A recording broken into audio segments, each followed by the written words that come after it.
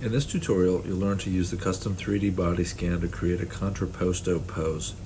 This is a classic pose with a straight leg and a bent leg, a dropped hip, and a dropped shoulder. Typically, the dropped shoulder is the side with the straight leg. Sometimes you'll see these poses really exaggerated. First, look at the X-ray joint view.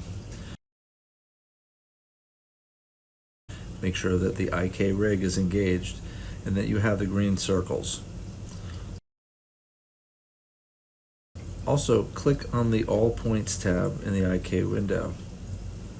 When you click on the hip joint, you can rotate it just like any other bone.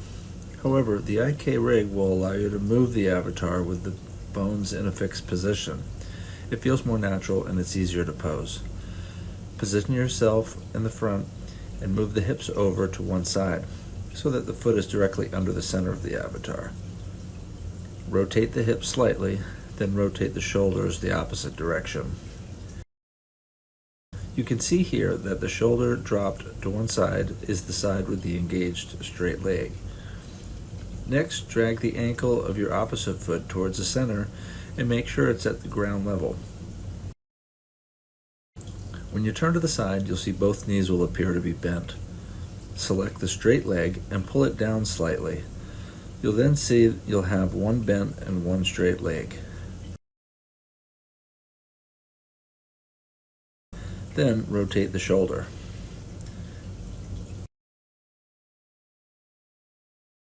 Then grab the wrist and pull it up to the hip.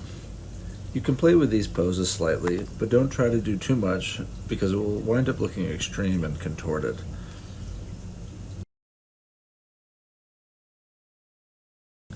Once you have the pose, you'll need to hit simulate again.